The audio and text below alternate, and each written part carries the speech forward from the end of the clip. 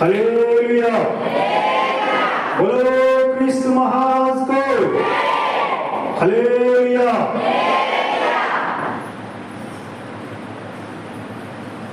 వారం అంతా మౌనంగా ఉండి కూడబెట్టుకొని బలాన్ని ఒక్కసారిగా ఆదివారం అదంతా కూడా ఆ శక్తినంతా పూర్తిగా ప్రభు కోసం వదిలేస్తాడు. మనకున్న బలం, మనకున్నది ఏదైనా అది ప్రభు కోసమే దారపోయేది, ప్రభు కోసమే దారపోయేది. ప్రభు దయ వలన ప్రభు నన్ను 10వ తరగతి వరకు ఫస్ట్ క్లాస్లో చదివించాడు. ఆ 10వ తరగతి చదువులోని దాన్ని బైబిల్ చదవడానికి, అలాగే బైబిల్ పండితుడిగా పాండిత్యం అనేక రకాల బైబిల్ పరిశోధించడానికి ఇక్కడేముంది, అక్కడేముంది, అక్కడెలా ఉంది, ఇక్కడెలా ఉంది, అక్కడుండే భావం బాగుందా, ఇక్కడుండే భావం బాగుందా అని వెతికి వెతికి వెతికి బైబిల్ రీసెర్చ్ స్కాలర్గా 10వ తరగతి వాడిని ప్రభు దీవించాడు. ఎందుకంటే నాకున్న చదువుని పూర్తిగా ఆయన కోసం దారపోశాడు. ప్రైజ్ ది లార్డ్, హల్లెలూయా, హల్లెలూయా.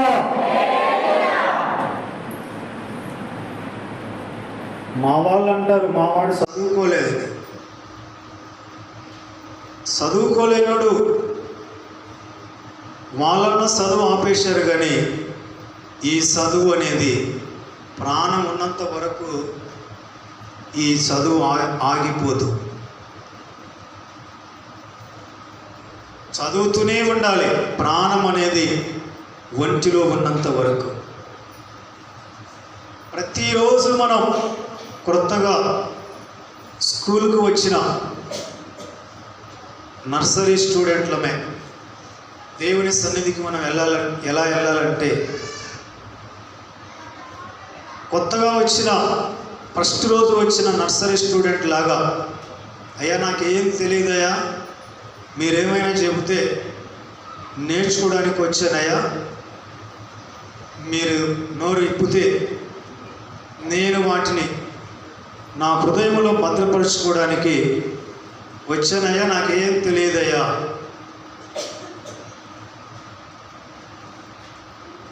ఇది ప్రతిరోజు ప్రభుతో మన సహవాసంలో మొదటి మెట్టు. నాకేం తెలియదు ప్రభువా, మీరు ఏదైనా మాట్లాడితే విందామని విని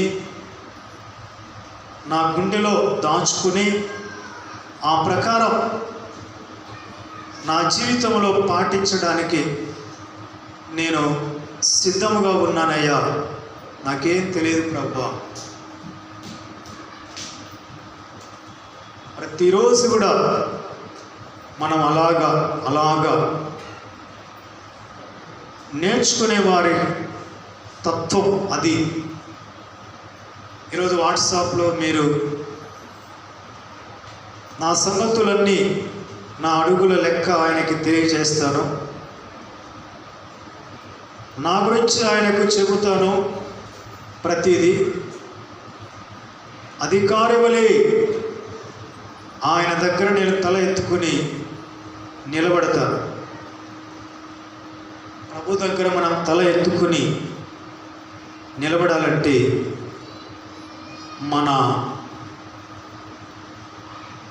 చేష్టలన్నీ, మన క్రియలన్నీ కూడా ప్రతి ఒక్కటి మనము ఆయనతో చెప్పినాను అనే అనుభవం మనకు ఉండాలి. ఈ విషయాన్ని నేను ప్రభువుకు చెప్పాను, ఈ నా బలహీనత ప్రభువుకు చెప్పాను, ఇదిగో ఈ పొరపాటుని ప్రభు దగ్గర ఒప్పుకున్నాను, ఇదిగో ఈ దురాలోచన ప్రభు దగ్గర నేను చెప్పాను, ఈ హృదయం ఇలాంటి మనసాక్షి ఎవరికైతే ఉంటుందో వారు దేవుని సన్నిధిలో తల ఎత్తుకుని ఒక రాజు వలె, ఒక ఆఫీసర్ వలె ప్రభు దగ్గర ధైర్యంగా ఉంటే, ఎందుకంటే నేను ఆయనకు అన్నీ చెప్పేశాను, నేను ఆయన దగ్గర ఏం దాచలేదు, నా విషయాలన్నీ ఆయనకు తెలుసు కాబట్టి ఇక నేను ఫ్రీగా తల ఎత్తుకొని తిరుగుతాను. ప్రభు దగ్గర మనం తల ఎత్తుకొని జీవించాలంటే మన జీవితంలో ప్రతి పరిస్థితిని ఆయనకు మనం చెప్పినాము అనే ఆ మనస్సాక్షి మనకు ఉండాలి. ఆమేన్, ఆమేన్, హల్లెలూయా. మరొకసారి మీకు అందరికీ వందనాలు, దేవునికి స్తోత్రాలు. వారంలో ప్రతి రోజు లేకపోయినా వారంలో 5 రోజులు ఉన్న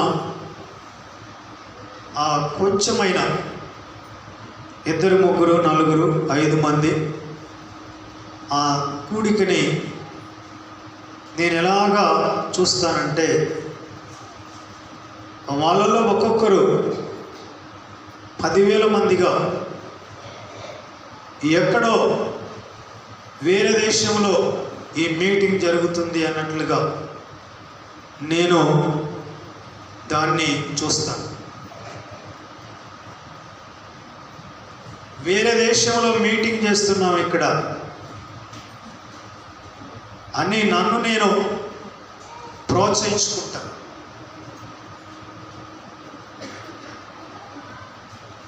ప్రైజ్ ది లార్డ్, హల్లెలూయా. విశ్వాసంతో మనం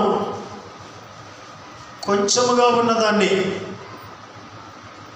దేవుని వాగ్దానమును బట్టి దాన్ని గొప్పగా చూడాలి, దానికి మనస్ఫూర్తిగా మనము పని చేయాలి, మనస్ఫూర్తిగా పని చేయాలి. ప్రభు అంటాడు, శబాస్ నమ్మకమైన మంచి దాసుడా, మిక్కిలి కొంచెములో నమ్మకముగా ఉన్నావు, నిన్ను అనేకమైన వాటి మీద అధికారిగా నియమిస్తా. మిక్కిలి కొంచెం, ఆ కొంచెంలోనే పూర్ణ శక్తితో మనము పని చేయాలి.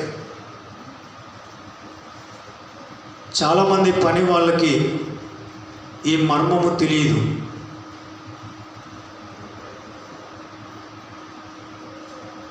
₹100 పని ఉంది అంటే అంత దూరం రాలేకపోవయ్యా, వాళ్ళకి 10,000 పని 5,000 పని కావాలి. నువ్వు ₹100 పని వాళ్ళకి అదే పనిగా వెళ్ళి ఆ పని నువ్వు బాగా చేస్తే వాళ్ళు భలే చేసినాడు అని గుర్తు పెట్టుకొని ₹100 పనికి నువ్వు అంతగా కష్టపడి కొంత ఓర్చుకొని రిస్క్గా చేసినావంటే వాళ్ళు ఎప్పుడు నిన్ను మర్చిపోరు. రేపు వాళ్ళకి 20,000 పని ఉంటే నువ్వు ఎక్కడున్నా కూడా నీ కోసమే వారు వేచి ఉండి నీ ద్వారానే వాళ్ళ ఇంటి పని జరిగిస్తారు. హల్లెలూయా, దేవునికి స్తోత్రం. ఎందుకంటే నువ్వు 100 రూపాయలు పని అయినా కూడా ఎంతో రిస్క్ తీసుకొని పని చేసినావు, నెరవేర్చినావు. మా బంధువు వాళ్ళ అతను ఇక్కడికి వచ్చే అతను బాలకృష్ణ అని ఈ మధ్యకాలంలో ఎలక్ట్రీషియన్ పని నేర్చుకున్నాడు. మా వాషింగ్ మిషన్ అలాగే మోటార్ పంపు స్విచ్ రెండుకి ఒకటే కనెక్షన్ ఇచ్చినాడు ఈ ఏరియాలో ఉన్న ఒక ఎలక్ట్రీషియన్. మాకు ఇబ్బంది అయ్యేది, కష్టంగా అనిపించింది. రెండు ఒకేసారి వేయకూడదు. అతనికి చెప్పాం, వచ్చినాడు. కష్టంగా అనిపించింది. మొత్తానికి 2 గంటలు దాని మీద తనకున్న అనుభవాన్ని అంతా ఉపయోగించి, నేను పోనీలే అంత రిస్క్ ఎందుకు లేదు అని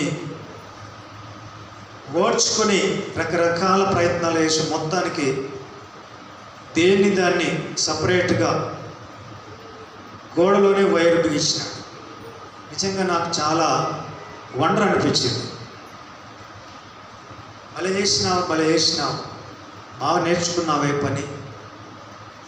ప్రతిరోజు కడుపులో ఎప్పుడు ఫోన్ చేసినా కూడా నేను బిజీగా ఉన్నాను, పనిలో ఉన్నానని ఎప్పుడు పనిలో. చూడండి, ఎవరు చేయలేని పని, అది రిస్క్ అయినా ఓర్చుకొని కష్టపడి పని చేసిన 500 డబ్బులు ఇవ్వకపోతే దేనికి, ఎందుకు వద్దు, అవసరం లేదు. ఎంత బతిమాలను కూడా తీసుకోలేదు. అలాంటి వాళ్ళని ఎందుకు, ఎక్కడ, ఎలా, ఎప్పుడు కూడా మరచిపోలేదు. ఏ పనైనా కావచ్చు.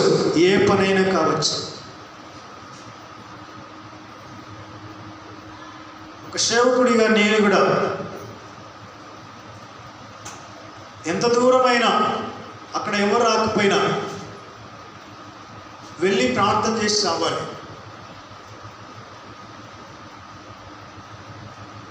ఎవరు రావాల్సిన అవసరం లేదు. నేను ఆ పనిని నమ్మకంగా చేశానా లేదా అనేది మనకు సంతృప్తినిస్తుంది. దాన్ని దేవుడు భద్రంగా దాచిపెట్టి తగిన కాలంలో గొప్ప పని ఇస్తాడు. దేవునికి స్తోత్రం.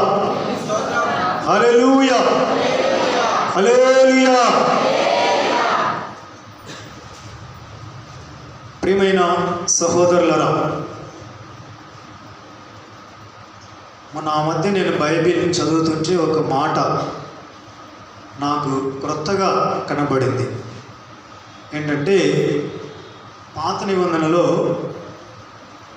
సౌలు చేతిలో నుండి దావీదు పారిపోతున్న ప్రారంభ రోజుల్లో బాగా ఆకలి అవుతుంటే తనకి, తనతో పాటు ఉన్న వాళ్ళకి మందిరంలోకి దూరాడు.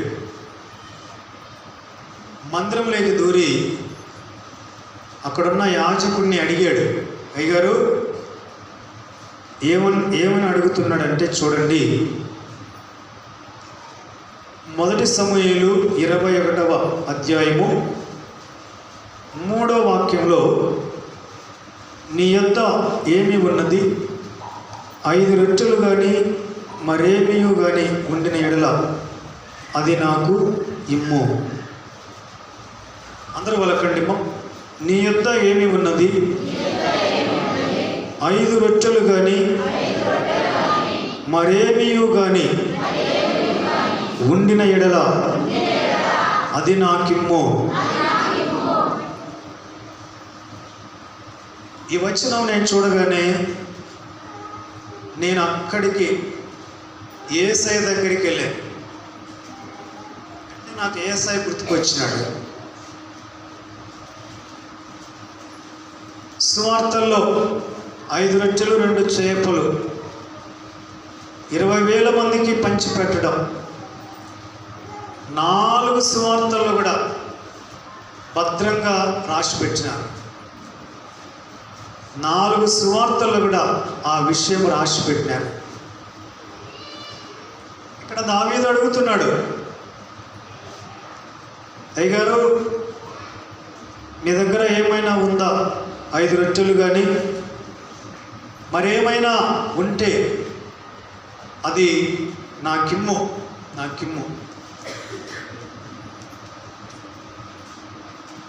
5 రొట్టెలు కానీ మరేమి కానీ మీ యొద్ద ఏమీ ఉన్నది? 5 రొట్టెలు కానీ మరేమైనా ఉంటే అది నాకిమ్ము అని లేఖనం సెలవిస్తుంది. అందులో పాత నిబంధనలో ప్రభు అడుగుతున్నాడు. అదే ప్రభు శరీరధారిగా వచ్చిన రోజుల్లో 3 రోజులు సభలు జరిపి 3 రోజులు వారికి ఆహారం లేదు. వారందరినీ పస్తులతో పంపడం ఆయనకి ఇష్టం లేదు. అప్పుడు వీళ్ళకి ఎలాగైనా కడుపు నిండా భోజనం పెట్టి వాళ్ళ ఇంట్లోకి పంపించాలి. అప్పటికే సాయంకాలం అవుతుంది.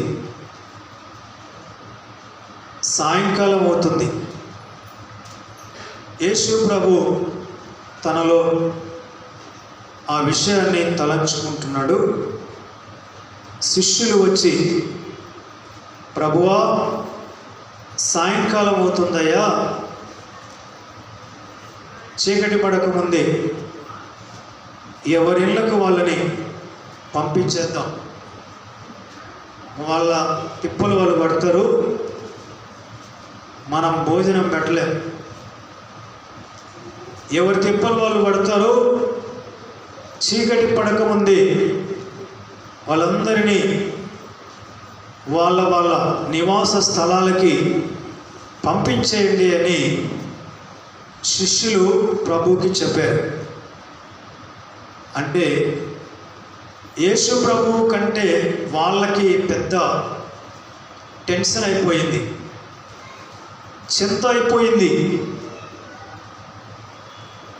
ఎందుకు ప్రభువా తొందరగా పంపించే వాళ్ళని, చీకటి పడుతుంది అంటే ప్రభు అన్నాడు, వారు వెళ్ళనక్కరలేదు. అందరూ వాళ్ళకండి, వారు వెళ్ళనక్కరలేదు, మీరే వారికి భోజనం పెట్టుడి.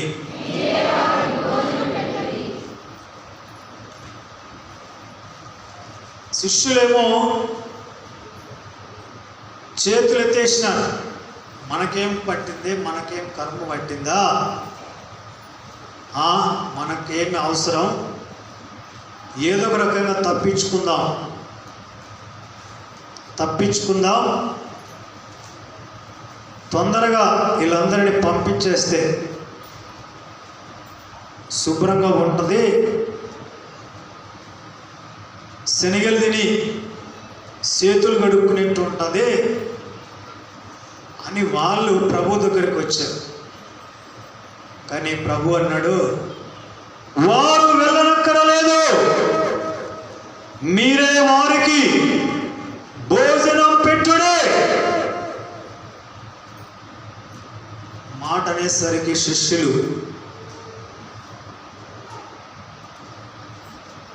విభ్రాంతి చెంది ఆయన వైపు చూస్తున్నారు.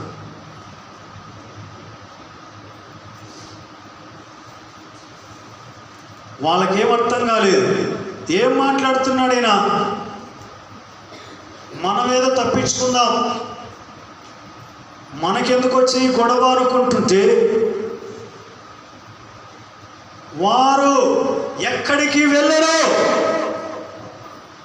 ఫుల్గా ఇక్కడే భోజనం చేస్తారు, మీరే వాళ్ళకి వడ్డిస్తారు. వారు వెళ్ళనక్కరలేదు, మీరే వారికి వడ్డించండి, మీరే వారికి భోజనం పెట్టండి. ప్రభువా మేమా? మీరే.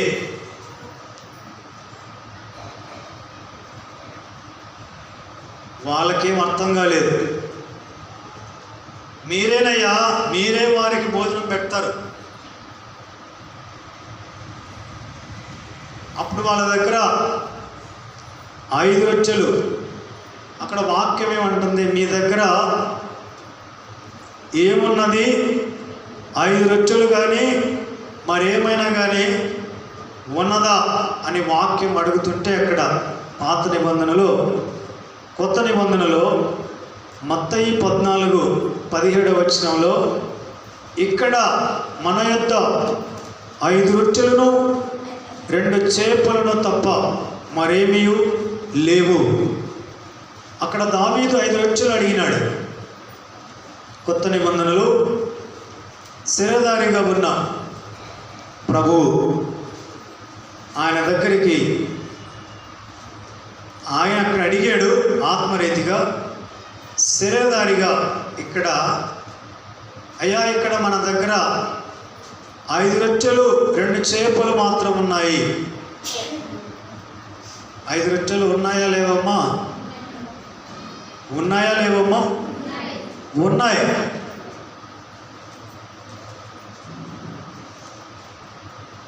ఐదు రొట్టెలు 2 చేపలు తప్ప మరేమీ లేవు.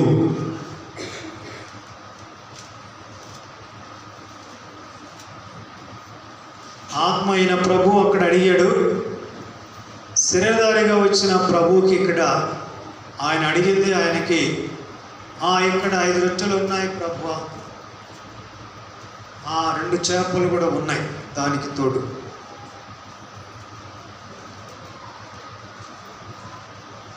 కానీ ఇన్ని వేల మందికి ఇవి ఏమాత్రం సరిపోతాయి? మార్క్స్ వార్త 6వ అధ్యాయంలో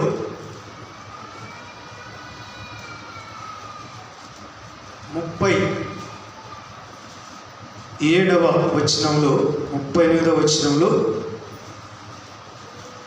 అందుకైనా మీరు వారికి భోజనం పెట్టుడనగా వారు, మేము వెళ్ళి 200 దేనారముల రొట్టెలు కొని వారికి పెట్టుదుమా అని ఆయనను అడిగిరి. అందుకైన మీ యొద్ద ఎన్ని రొట్టెలు ఉన్నవి పోయి చూడుడని వారితో చెప్పెను. వారు చూచి తెలుసుకుని 5 రొట్టెలు 2 చేపలు ఉన్నవి అనిరి.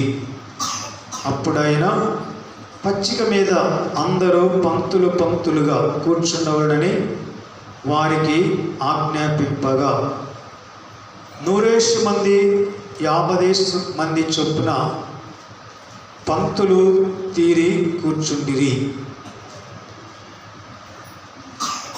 ప్రియమైన సహోదరులారా, ప్రభువుతో మనం ఉన్నప్పుడు మన అవసరం అనేది ఎలా తీరుతుంది అంటే, పైనుండి మనకి దిగిపడదు. మన అప్పులు ఎలా తీరుతాయి, మన అవసరాలు ఎలా తీరుతాయి, మనకున్న సమస్యలు ఎలా తీరుతాయి, మనకి ఆయన ఆశీర్వాదం ఎలా కలుగుతుంది, అదేదో గాలికి వచ్చినట్లుగా రాదు. కానీ మన దగ్గర ఏమైతే ఉన్నదో ఆ ఉన్నది మరీ చాలా కొంచెమైన. శిష్యులు అన్నారు, ప్రభువా, ఈ 5 రొట్టెలు 2 చేపలు ఏమైతాయి ప్రభువా? ఏమైతాయి ఇవి ఇంతమందికి? ఇంచుమించు 20,000 మంది పిల్లలు, స్త్రీలు, పురుషులు, వృద్ధులు ఉన్నారు అక్కడ. ఉన్నాయి కానీ ఇవి ఏమవుతాయి అన్నాడు. చప్పట్లు కొట్టండి.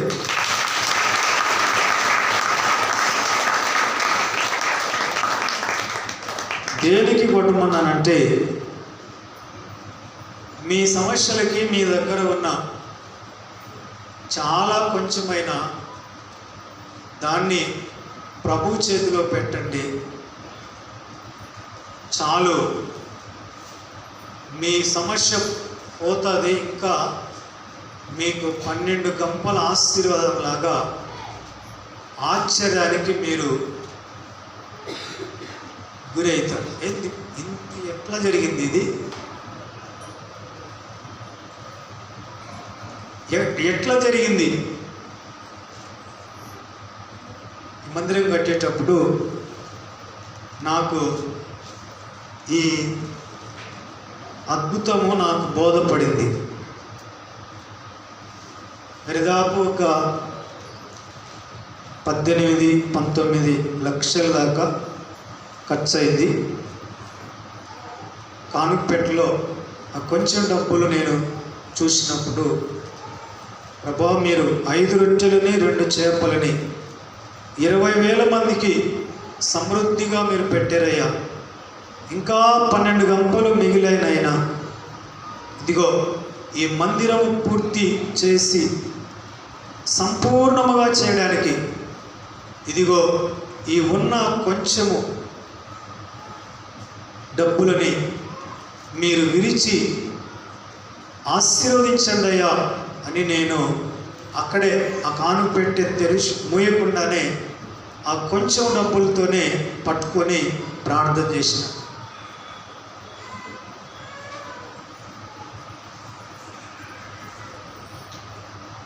ప్రియమైన సహోదరులారా, ఎవరో వస్తారు, ఎక్కడి నుంచో మనకు వస్తుంది అనుకోకూడదు. మన దగ్గర ఏముంది? ఎలీషా దగ్గరికి భక్తి గల ప్రవక్త భార్య వచ్చింది.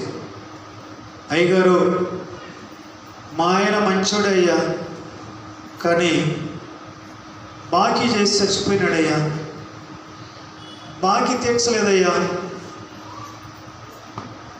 మరి ఏమ్మా అంటే, బాకీ ఇచ్చిన ఆయన మా ఇంటి దగ్గరికి వచ్చి, మో బాకీ కడతావా లేక మీ 2 మగపిల్లలని బానిసలుగా తీసుకొని వెళ్ళేదా అని అంటున్నాడయ్యా.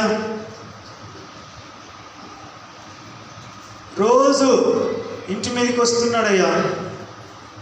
ఎలీషా అన్నాడు, అమ్మా నా వలన నీకేం కావాలి, మీ యొద్ద ఏమున్నది అని అడిగాడు. అయ్యా మా దగ్గర ఏం లేదయ్యా, ఒక్క నూనె కుండ ఉందయ్యా. నీ దగ్గర ఏముందమ్మా? అయ్యా ఏమీ లేదు, కానీ ఒక్క నూనె కుండ ఉంది. నూనె కుండ ఉందా? రైట్, చాలు, నూనె కుండ చాలు. అంటే ఇప్పుడు నువ్వేం చేయాలంటే, మీ చుట్టుపక్కల ఇరుగు పొరుగు వాళ్ళ ఇళ్ళలోకి వెళ్ళి కుండలు బదులిప్పించుకో, కుండలన్నీ తెచ్చుకో, ఖాళీ కుండలన్నీ తెచ్చిపెట్టుకో. లేకపోతే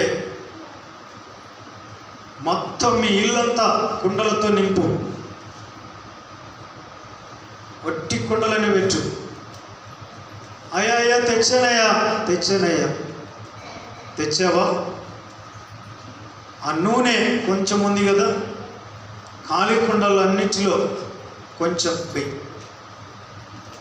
ఏమైనా ఏంటి, అన్ని నూనె కుండలు అయిపోయినాయి, ఫుల్ అయిపోయినాయి. చూడండి, ఆమె అమాయకమైన యథార్థమైన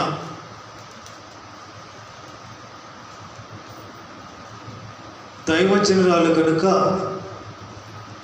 అయ్యా కుండలన్నీ తెచ్చామయ్యా, కుండలన్నీ నూనెతో నింపబడినాయ్యా, ఈ కుండలు ఏం చేయాలి ప్రభా, ఈ నూనె ఏం చేయాలి ప్రభా, ఏం చేయాలి అయ్యగారు ఎలీషా గారు అంటే,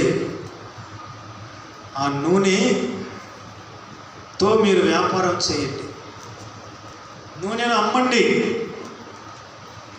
అమ్మి ఆ వచ్చిన డబ్బులతో అప్పు తీర్చి మిగిలిన దానితో నువ్వు నీ పిల్లలు ప్రశాంతంగా జీవించండి మా అన్నాడు. అంటే ఆమె దగ్గర ఉన్నది నూనె కుండ మాత్రమే, అందులో కొంచెం ఎక్కడో అడుగున నూనె ఉంటుంది. దాన్నే చూడండి అనేక, అంటే వాళ్ళకి అప్పు తీర్చుకొని ఇంకా మిగిలిన ఆశీర్వాదాన్ని ప్రభు వాళ్ళకి ఇచ్చినాడు. మనం కూడా ఎవరో వాళ్ళు ఇస్తారు వీళ్ళు ఇస్తారు అని మనం ఆశపడక, మీకేమైతే చేతన అవుతుందో, మీ దగ్గర ఏమైతే ఉన్నదో అది ఇది ఏమవుతుంది, ఇది ఏమవుతుంది. పులివెందుల్లో సూర్యుడన్న అనే ఆయన ఉండేవాడు. ఆయనకి ఏదైనా అవసరం వచ్చినప్పుడు, ఏమి వ్యాపారం జరిగినప్పుడు ఏం చేస్తాడంటే మిద్దెక్కుతాడు. మిద్దెక్కి ఈ ఈ కరెంటు వైర్లు ఉంటాయి కదా, ఆ పెద్ద పెద్ద తీగలు, ఈ దానికి రబ్బర్ చుట్టుకొని ఉంటుంది, అవన్నీ కిందికి తెచ్చి, అలాగే ఫ్యాన్లకు కానీ రకరకాల ఇవి రాగి వైర్ ఉంటుంది కదా చుట్టుకొని, మోటార్లకు రకరకాల వాటికి కూర్చొని మొత్తం అదంతా రాగి వైర్ తీస్తాడు. కాల్చి రాగి వైర్ తీసి ఆ రాగి వైర్ ఎత్తుకొని పోయి అమ్మితే ఆయనకి ఎంత అవసరం ఉందో అంతకంటే ఎక్కువ ఆయనకు డబ్బులు వస్తాయి.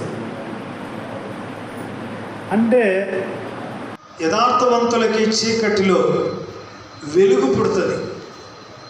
మనం ఏమనుకుంటామంటే ఇది ఏమవుతుంది బా, ఇది సరిపోదే, ఇది సరిపోదే. కానీ దాన్నే శిష్యులు కూడా అన్నారు,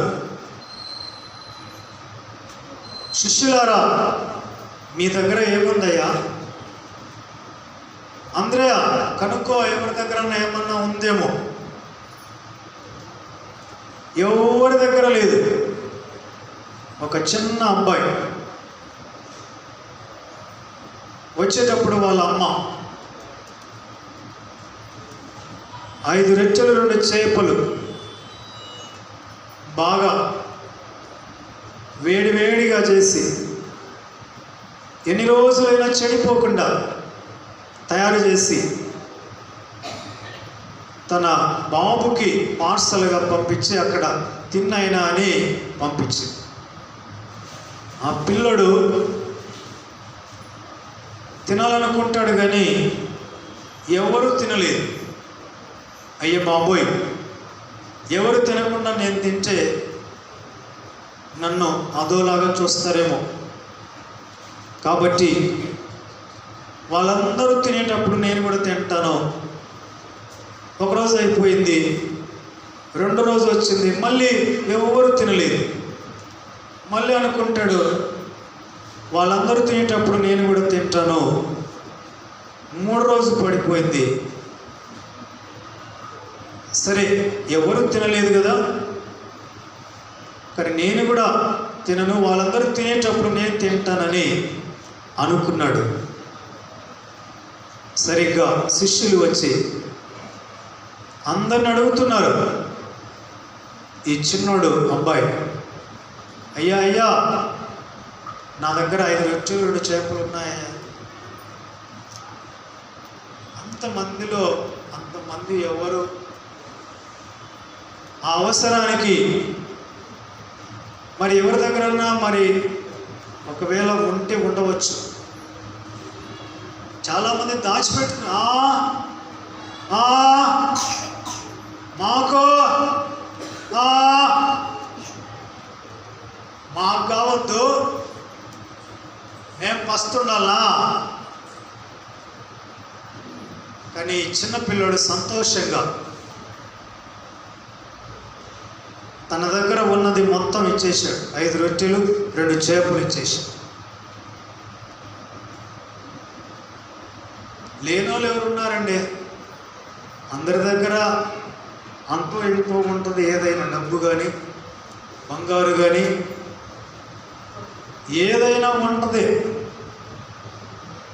సైట్ కానీ పొలము కానీ ఉంటుంది.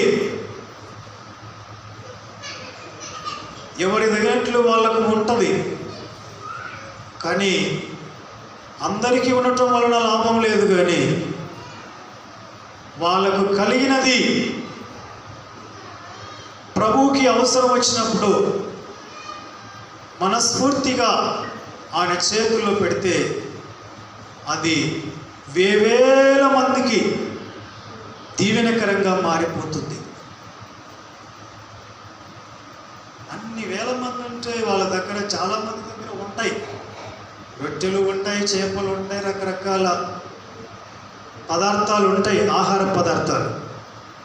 కానీ చిన్న పిల్లడు మాత్రమే శిష్యులకి సంతోషంగా ఇచ్చాడు. ఈ లోకంలో ఎంతోమంది మనుషులు ఉన్నారు.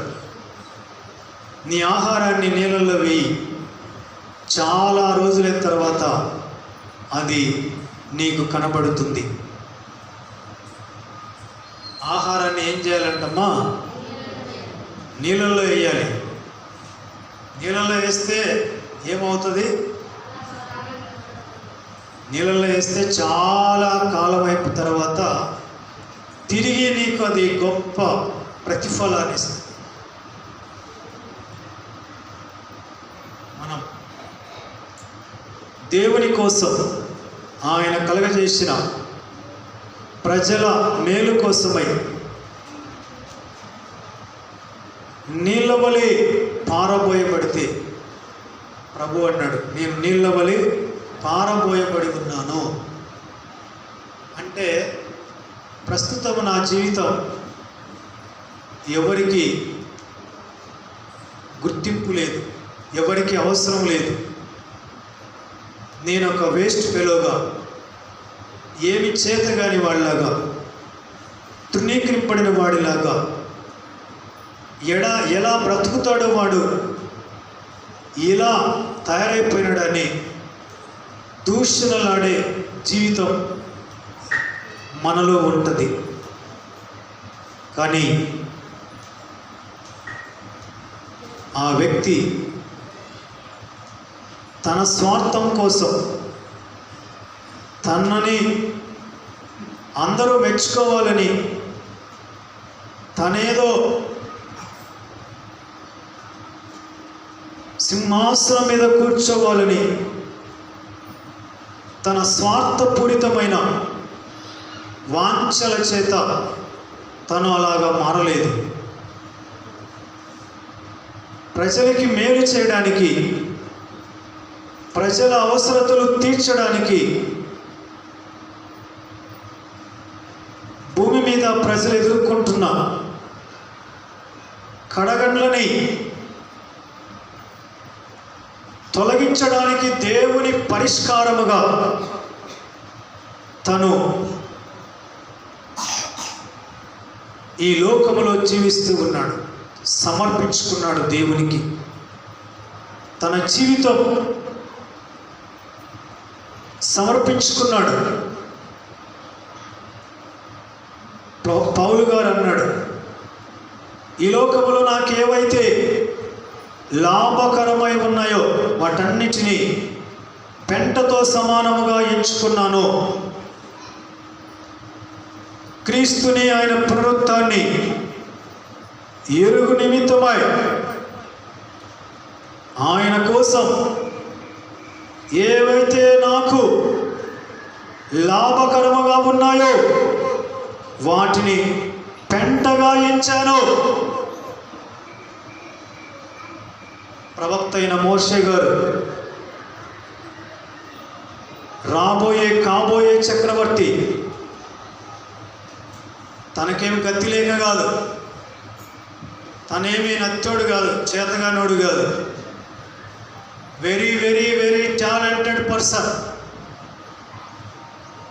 వెరీ వెరీ అద్భుతమైన ప్రావీణ్యం తనలో ఉన్నది. మాటల యందు, క్రియల యందు, ఐగుప్తీయుల సకల విద్యల యందు Moses is the very very expert, very very talented. చేతగాక పారిపోలేదు. తన ఉద్దేశం ఒకటే. ఎవరన్నా అంటారు, ఏమయ్యా తర్వాత నువ్వే అంట కదా ఐగుప్తుని ఏలేదంటే, నో, నేను నా ప్రజలకి విమోచకుడనే. నన్నెవరు కూడా కాబోయే చక్రవర్తి అనవద్దు. ఐగుప్తు ధనము కంటే, భోగ భాగ్యాలు అనుభవించడం కంటే, క్రీస్తు విషయమైన నింద నాకు గొప్ప భాగ్యం. అల్పకాలం పాప భోగం అనుభవించడం కంటే అభిషిక్తుని కొరకై నేను నలిగి కరిగిపోవడం నా భాగ్యం. హల్లెలూయా, హల్లెలూయా. నన్నెవరు రాబోయే చక్రవర్తి అనవద్దు. నేను నా ప్రజలకి విమోచకుడను. అందరూ నవ్వేవాళ్ళు. తెక్కలోడు అంటున్నాడు, తెక్కలోడు. ఎవరన్నా అటువంటి అధికారాన్ని పోగొట్టుకుంటారా? ఎంతో క్రీస్తు విషయమైన నింద గొప్ప భాగ్యం అంట.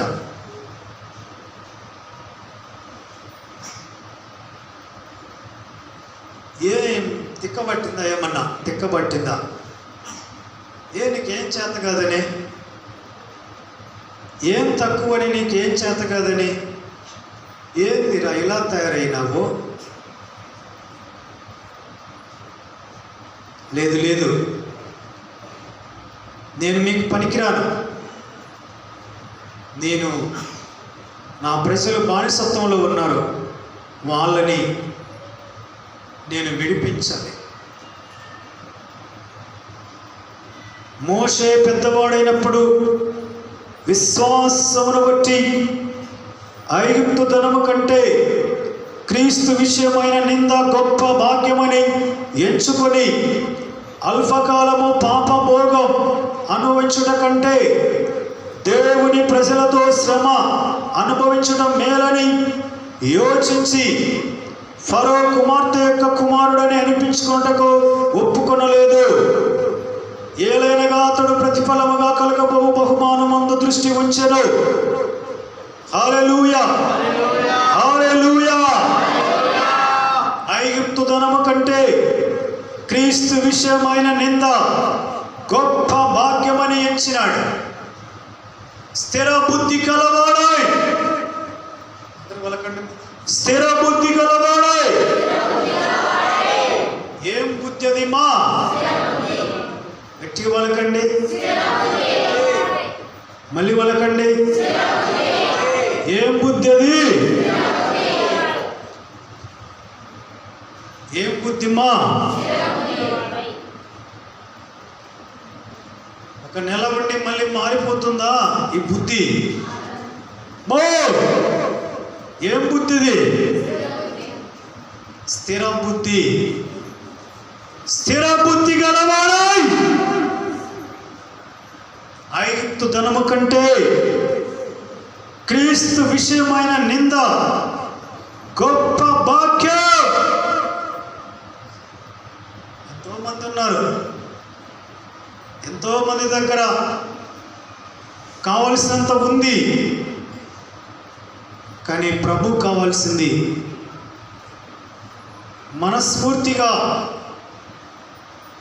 వాళ్ళని వాళ్ళు స్థిరమైన నిశ్చయితతో, స్థిరమైన బుద్ధితో ఆయనని వెంబడించే వాళ్ళు కావాలి. ఆయనకి వాళ్ళ ద్వారా ఆకాశమందున్న దేవుడు ఉన్నాడు అనే సాక్ష్యం భూమి మీద తేజరిల్లుతుంది. చాలామంది దేవుడు ఉన్నాడా, ఉంటే చూపించండి అంటారు. దేవుడు ఉన్నాడు, ఆయన్ని చూడాలంటే నమ్ముకున్న మనం ప్రజలకి దేవుడు ఉన్నాడు అని మన సాక్ష్యం, మన జీవితం, మన ఈ విశ్వాస ప్రయాణము ద్వారా ఎరుగని ప్రజలు నిజంగా దేవుడు ఉన్నాడు.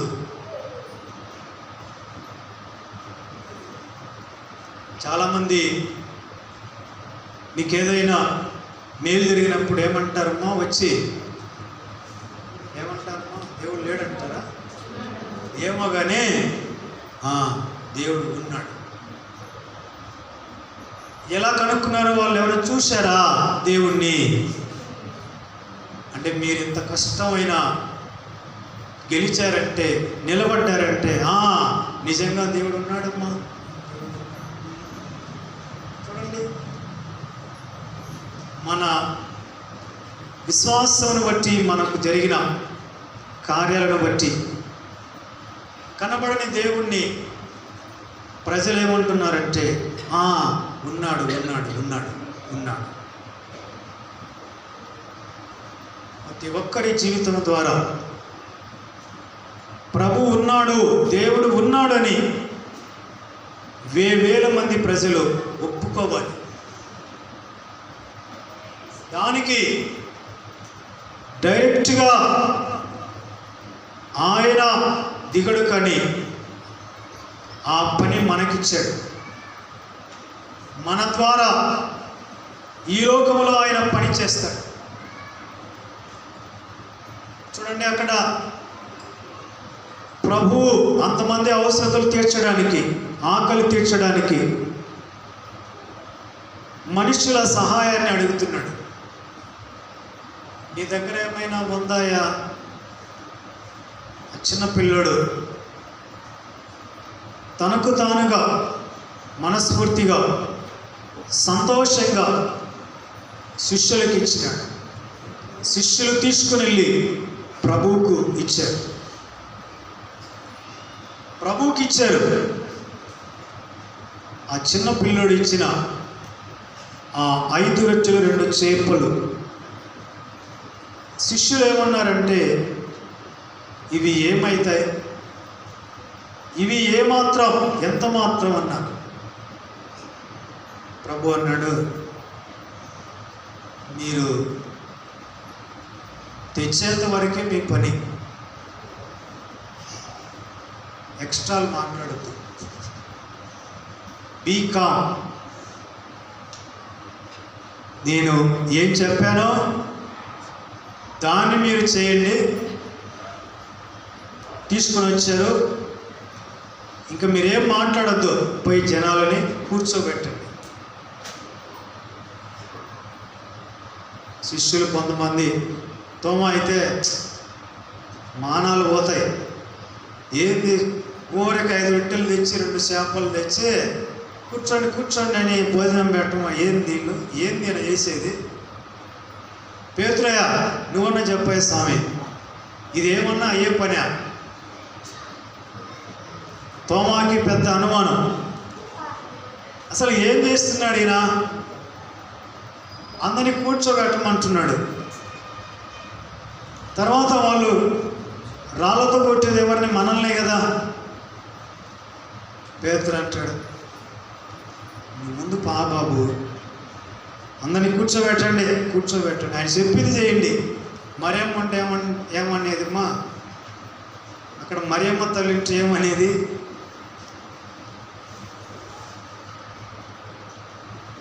కానా పెళ్లి విందులో ఏమన్నది? మా ఆయన మీతో చెప్పినది చేయండి.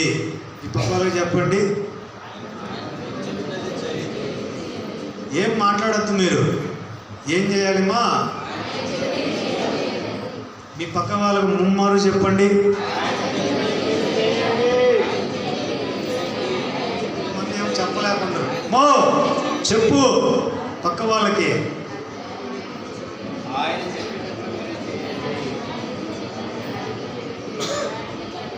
ఆయన మీతో చెప్పినది చేయుడి. హల్లెలూయా.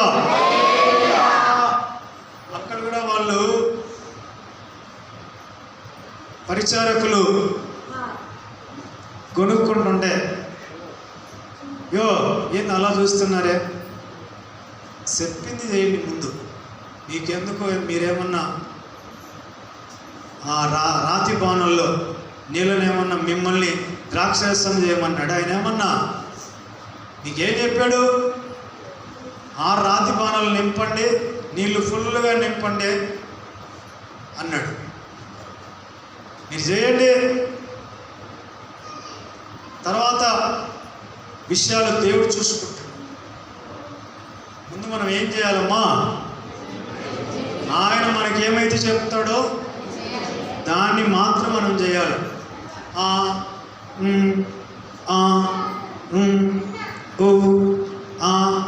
అంటే ఎక్స్ట్రాలు అవుతాయి. ఇది ఎట్లుంటుందంటే, తల్లి గర్భంలో ఎవరైనా శిశువుని, ఏ మనుషుడైనా ఎముకలు ఎలాగా పెరుగుతున్నాయి, కళ్ళు ఎలాగ వచ్చాయి, గుండె ఎలా తయారవుతుంది, మానవ నిర్మాణం ఎలా తయారవుతుంది, ఇవన్నీ ఎవరికీ తెలియదు. కళ్ళు చూడండి ఎలా, ఏ మనిషిని తయారు చేస్తాడమ్మా ఏ డాక్టర్ అయినా.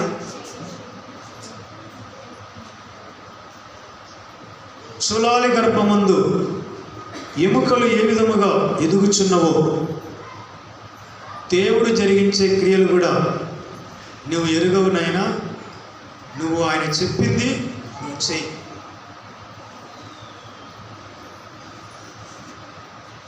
కనుక ప్రియమైన సహోదరులారా, ఎంతోమంది లోకంలో ఉన్నారు. వాళ్ళందరూ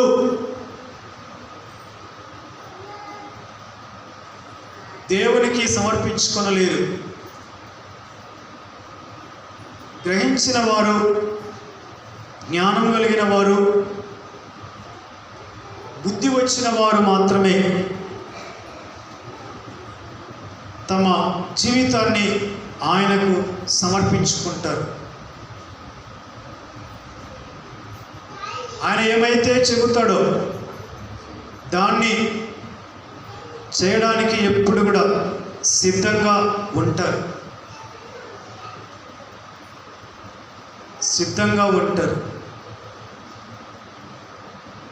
చాలాసార్లు మనం అనుకుంటాం, మనం కూడా, నేను ఏమాత్రపు వాడను, నా దగ్గర ఉండే ఈ బైబిల్ జ్ఞానం, నాకున్న విశ్వాసం, నా పరిస్థితి, ఇది ఏమాత్రపుది, దేనికి పనికొస్తుందని మనం అనుకుంటాం. కానీ ప్రభు మన సమర్పణ చూస్తాడు. మన దగ్గర ఎంత విలువైనది, ఎంత పెద్ద క్వాంటిటీలో ఉంది అని చూడడు. మనం ఎంత మనస్ఫూర్తిగా ఆయన మీద ఆధారపడుతున్నామో మనం చూస్తాం. ఇప్పుడు సాక్షాలమ్మ పెళ్లి కాకముందు వాళ్ళకున్నవి 2 బర్రెలు. ఆ బర్రెలు పోషించుకుంటానే వాళ్ళిద్దరే మంచి ఇల్లు కట్టుకున్నారు, అప్పు లేక. అంటే ఆ ఇల్లు కట్టుకోవడానికి వాళ్ళేం తలమునకలు కాలేదు. వాళ్ళకి ఏమైతే ఉన్నదో దాన్ని ప్రభువుకి అప్పగించారు, ప్రభు మీద ఆధారపడ్డారు. ఆ పాడితోనే ఒక మంచి శుభ్రమైన నీటైన ఇల్లు, ఒక స్థిరమైన ఇల్లు కట్టుకున్నారు. ఏం దానికి వాళ్ళేం తలకిందులు కాలేదు, గందరగోళం కాలేదు. అంటే ఆ ఇల్లు కట్టుకోవడానికి వాళ్ళకున్న ఆ 2 బర్రెలు పాడిని ప్రభు దీవించినాడు. ఆ ఇల్లు కట్టుకోవడం అది సులభంగా జరిగిపోయిన కార్యం. అలాగే మీకున్నది ఏమైనా, మీ ఆస్తి, మీ స్వాస్థ్యం ఏదైనా, దాన్ని ప్రభు దీవించమని మీరు అడగండి. అయ్యా, మాకున్న ఈ పరిస్థితులని, ఈ సమస్యలను చక్కపరచడానికి ఇదిగో ప్రభువా, ఇదిగో మాకు సంబంధించిన దీన్ని మీ చేతుల్లో పెడుతున్నాం, మీరు విరవండి అయ్యా, మీరు దీవించండి అయ్యా. ఇదిగో మా అప్పులకి కావలసినంత డబ్బులు మాకు ఇదిగో మాకు కలిగిన ఈ కొంచెంలోనే దయచేయమని ప్రభువును దీవించమని అడగాలి. హల్లెలూయా, హల్లెలూయా. చాలు, మనకున్న మనది అనేది అది ఎంత కొంచెమైనా ఆ కొంచెము తీసుకొని వెళ్ళి ప్రభు చేతుల్లో పెట్టాలి, ఆయన చేతులకి ఇవ్వాలి. ఇదే అయ్యా, మా దగ్గర ఇదేనయ్యా ఉండేది, మా దగ్గర ఏం లేదు. సారెపతు విధవరాలకి ఆ విధవరాలుకి ప్రభు ఆజ్ఞాపించాడు. ఏలియా అన్నాడు, అయ్యా బాగా ఎండిపోయిందయ్యా. ఎండిపోయిందా? సరే, సారెపతు దగ్గరికి వెళ్ళు, అక్కడ ఒక విధవరాలకి నిన్ను పోషించమని నేను చెప్పాను, నువ్వు అక్కడికి వెళ్ళు అన్నాడు. సరేనయ్యా. వెళ్ళాడు. అక్కడ ఏలియా వెళ్ళినప్పుడు అక్కడ ఒక ఆమె కట్టెలు ఏరుకుంటుంది. మామూలుగా ఆ రోజుల్లో ప్రవక్త అంటే అందరికీ తెలుసు. ఏలియా చూడగానే అయ్యగారు వందనాలయ్యా, వందనాలయ్యా అని చెప్పింది. అమ్మా, కొంచెం మంచినీళ్ళు తెస్తావా అన్నాడు. సరేనయ్యా. ఆమె మంచినీళ్ళు తేబోతుండగా, ఓమా అదే చేత్తో ఒక రొట్టె పట్టుకోనమ్మా అన్నాడు. ఏందయ్యా? రొట్టెమ్మా, రొట్టె. ఓయమ్మ, రొట్టెనా? అయ్యా, రొట్టె మాత్రం అడగదు. మా పిల్లోడు ఇంటి దగ్గర ఉన్నాడు, వాడు ఆకలికి ఏడుస్తున్నాడు. ఉండేది మా ఇద్దరికి కూడా చాలంతగా ఉంది, పిండి కానీ గుడ్డిలో నూనె కానీ. అంటే దానికి ఏలియా గారు అన్నారు, అమ్మా నువ్వు భయపడద్దమ్మా, పోయి చెప్పినట్టు చేయమ్మా తల్లి, నేను పిచ్చామనుకుండవే, పోమ్మా పిచ్చమ్మా, చెప్పినట్టు చేయమ్మా. ముందు రొట్టె చేసుకొని ఆ మొదటి అప్పుడు నువ్వు తీసుకోరా. ఆ మాటకేం మారు మాట్లాడలేదు ఆమె. అంటే ఆ దేశంలో, ఆ పట్టణంలో అనేక మంది విధవరాలు ఉన్నారు. వాళ్ళందరికీ విశ్వాసం ఉందమ్మా, వాళ్ళందరికీ లేదు. ఈమె దగ్గరికి ఎందుకు దేవుడు పంపినాడంటే ఈమెకు విశ్వాసం ఉంది. ఎంతో మంది విధవరాలు ఉన్నారు ఏలియా కాలంలో. కానీ సారెపత్తు విధవరాల దగ్గరికి ఎందుకు పంపించాడంటే ఆమెకు విశ్వాసం ఉంది. అయ్యా నీకు తెలియదు ఏమి లేదయ్యా, ఒకే ఒక్క చిన్న పిండి, అది మా పిల్లోడికి నాకు కూడా ఇంకా ఈరోజు లాస్ట్. కానీ ఏలి అన్నాడు, అమ్మా భయపడద్దమ్మా, నువ్వు పోయి చెప్పినట్లు చెయ్యి, భయపడకు, పోయి చెప్పినట్లు చెయ్యి.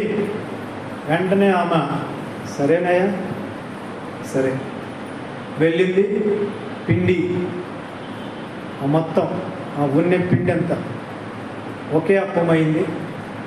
ఆ నూనె దానికి రాసి, నూనె లేదు పిండి లేదు, తీసుకొని వచ్చి ఏలియా గారికి పెట్టి ఆయన తింటూ అన్నాడు, అమ్మా నువ్వు వెళ్ళి మీ బుడ్డిలో మీ తొచ్చిలో పిండి నూనె ఉందో లేదో చూడుకోమ్మా. ప్రభు సెలవిస్తున్నాడు,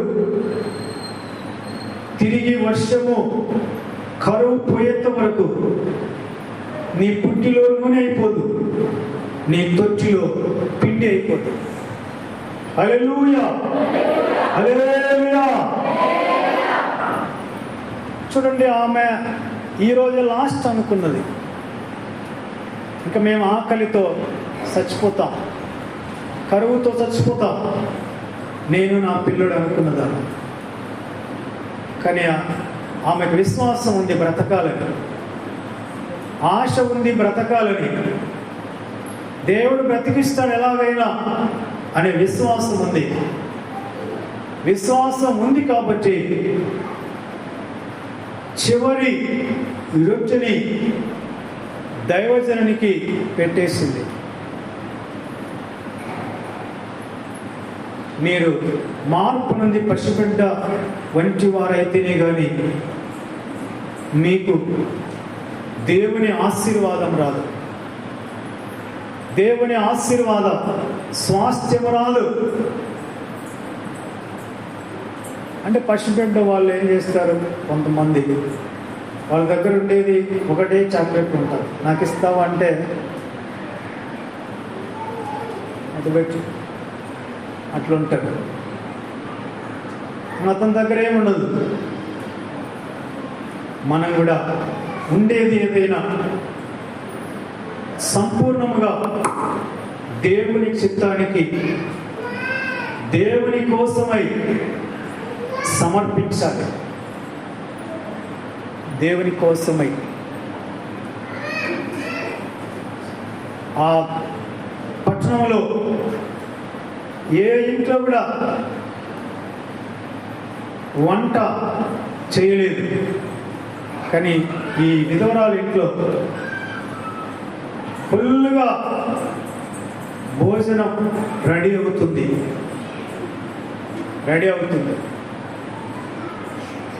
ఇప్పుడు మీరు చెప్పండి, నేను ముగిస్తున్నాను. మీ దగ్గర ఉండేది ఎంత కొంచెమైనా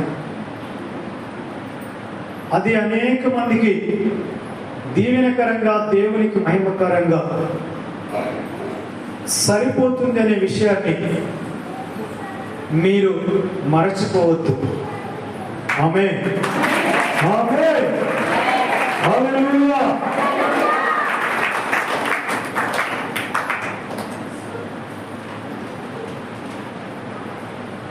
ఎలీషా కాలంలో అనేక మంది కుష్ఠరోగులు ఉన్నారు, కానీ నయమాను ఒక్కడే బాగుపడ్డాడు.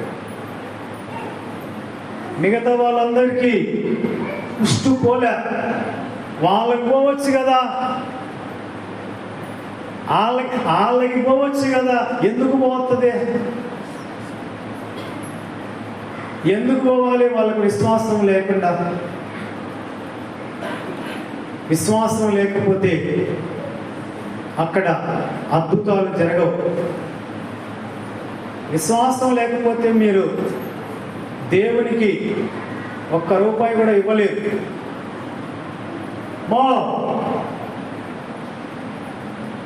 మీరు మీకున్నది ఏదైనా విశ్వాసం ఉంటేనే దేవునికి మీరు ఖర్చు పెడతారు, దేవునికి మీరు అర్పిస్తారు. ఆ ఇచ్చినది మీకు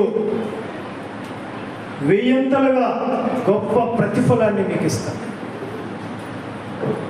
చూడండి, ఆ రోజున ఆ చిన్న పిల్లోడు తన దగ్గర ఉండేది అదే మొత్తం ప్రభు చేతిలో పెట్టాడు. ఎంతమంది కడుపు నిండా భోజనం చేసినారు, ఎంతమంది ఆకలి తీరిందో. ఈ భూమి ఉన్నంత వరకు ఆ చిన్న పిల్లోడు 5 రొట్టెలు 2 చేపలు అంటేనే చిన్న పిల్లోడు గుర్తుకొస్తాడు. ప్రభు కావాల్సింది పెద్ద పెద్దోళ్ళ విశ్వాసం కాదు, పసిబిడ్డలాగా ప్రభుని మనం వెంబడించడం. ఇదెందుకు, అదెందుకు, అదేమవుతుంది, ఇదేమవుతుంది, అదెట్లా, ఇదెట్లా, ఇది వర్కౌట్ అవుతుందా కాదా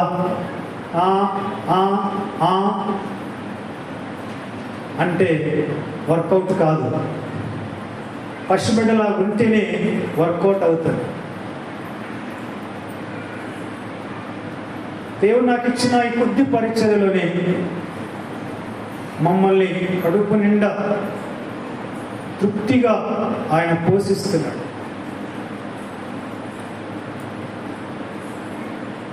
కేవలం చిన్న పిచ్చుక వలె దేవుని దయ కొరకు కనిపెట్టుకొని పసిబిడ్డలాగా ఉండే వాళ్ళు ఎవరైనా దేవుడు వాళ్ళని ఆశ్చర్యకరంగా నడిపిస్తాడు, పోషిస్తాడు. ఎక్కడి నుంచో రాదు. మీకు మీరంటే తెలియని వాళ్ళ ద్వారా మన అవసరతలు తీరవు. ఎప్పుడో వాళ్ళకి మనం ఏదో చేసింటాం మేలు, అది గుర్తుపెట్టుకొని వాళ్ళు ఎప్పుడో మనకి పరిచయం ఉన్న వాళ్ళు అదే పనిగా వచ్చి మనకి తిరిగి మేలు చేస్తారు. ఆమేన్, ఆమేన్, ఆమేన్. కనుక ప్రియమైన సహోదరులారా, పసిబిడ్డలాగా ప్రభువును వెంబడించండి. కొంతమంది వాళ్ళ భార్య వాళ్ళ భర్త ఏదైనా ఎవరికైనా సాయం చేస్తే, ఏమయ్యా ఇలా సాయం చేస్తే మన పిల్లలు మన పిల్లలు చెప్పెత్తుకొని అడుక్కోవాలి, ఏమి నీకు బుద్ధి ఉందా లేదంటే, ఇవి ఆ మాటలు దేనికి పనికిరావు. దేవుడి దగ్గర విశ్వాసము లేని మాటలు అవి, విశ్వాసము లేని మాటలు. 2000లో నేను మా ఊళ్ళో ఆ మందిరం బోధపట పడిపోతే, గాలి వానికి కూలిపోతే, అప్పటికే నేను కంపెనీ అకౌంటెంట్గా ఉన్నాను. అందరూ సైలెంట్గా ఉంటే నేను ఇది నా భాగ్యం అనుకుని ఆ రోజుల్లోనే 2000లోనే దాదాపు ఒక 10,000 పెట్టి ఎవరిని అడగకుండానే మీరెంత ఇస్తారని చందాలు వేసుకోకుండా నా దగ్గర అప్పుడు ప్రభు సామర్థ్యం ఇచ్చినాడు. 10,000 పెట్టి నేను ఒక్కడనే ఆ మందిరాన్ని రూపురేఖలు మార్చేసిన. ప్రభు అది చూసినాడు. శబాస్, హల్లెలూయా, హల్లెలూయా. ఇలాంటి వాడు నాకు కావాలి. బిడ్డ నువ్వే మాస్టర్ అన్నాడు. ఏమో నేను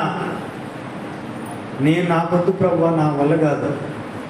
లేదు నువ్వే, లేదు నాకొద్దు ప్రభు, నాకు నా దగ్గర ఉన్నదే నా ప్రభు కోసం నేను సంతోషంగా ఆ ఖర్చు పెట్టాను. ఆ తృప్తి నాకు చాలు.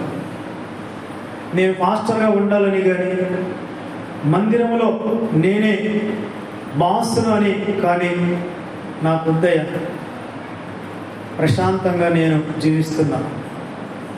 మీరు నాకు రక్షణ ఇచ్చారు, విశ్వాసాన్ని ఇచ్చారు. ఇది కరెక్ట్ టైంలో నా దగ్గర డబ్బులున్న సమయంలోని మందిరం తుఫానుకి కూలిపోయింది. దాన్ని నిర్మించే భారం నాలో పెట్టారు. నా జీవితానికి చాలు ప్రభా, నాకే పాస్టర్ వద్దు, నేను నాకు వద్దయ్యా. కానీ ప్రజలే లేదు లేదు నువ్వే ఉండాలని పట్టుబట్టి నిలబెట్టారు. అక్కడ ఉన్న వాళ్ళందరూ వాళ్ళు వెళ్ళిపోయినారు. ఇప్పటికి కూడా నేను పాస్టర్గా ఉండాలని ఎప్పుడు అనుకోను, మాస్టర్ కావాలని ఎప్పుడు అనుకోను. ఏదో ఒక చిరిగిపోయిన సాపం దొరికి, ఒక కుర్చీ దొరికి, గోడ కానుకోవడానికి నాకు స్థలం దొరికితే చాలు. అక్కడ శుభ్రంగా బైబిల్ చదువుకుంటా ప్రార్థన చేసుకుంటాను. నా ఆయుష్కాలం అంతా అలా గడుపుతానని ఇప్పటికీ అనుకుంటాను. ఈ ప్రార్థనలు, ఈ సభలు, ఇవన్నీ ఒక రకంగా నాకు పెద్దగా ఇష్టం ఉండదు. కానీ నాకు ఇష్టం ఎక్కువ ఏంటంటే ఒక చిన్న చాప, ఒక కుర్చీ, గోడ కనుక్కొని కూర్చొని సమయం ఉంటే చాలు. హల్లెలూయా, హల్లెలూయా.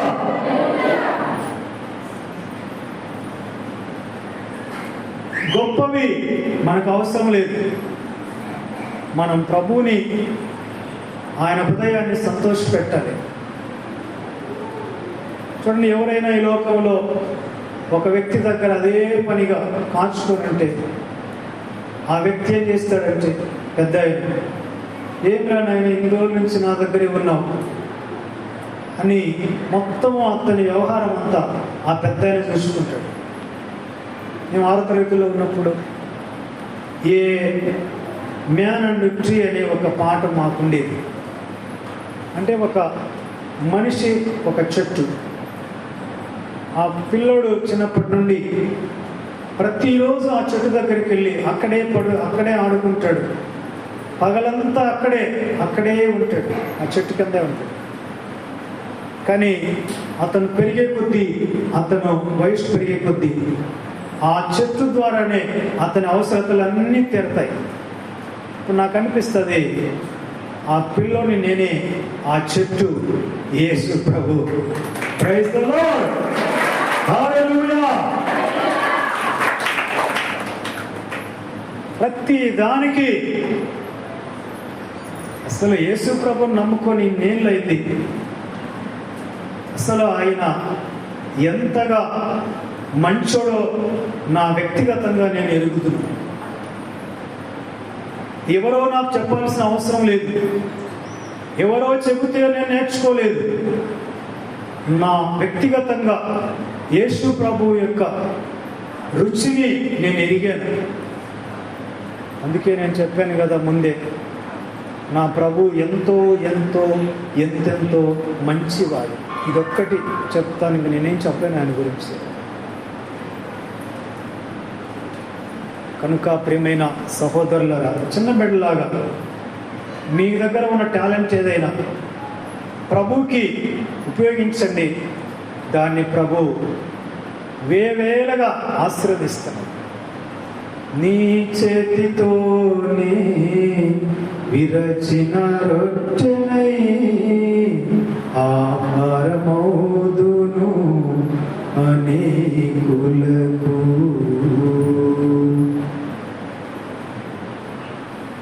మీ దగ్గర ఉన్న సామర్థ్యము చాలు, ఆ కొంచాన్ని ప్రభు చేతిలో పెట్టండి. వేల మందికి దీవెనకరంగా ప్రభు విరిచి ఆశీర్వదిస్తాడు. ప్రభు ఈ మాటలు దీవించిన గాక. ఆమేన్.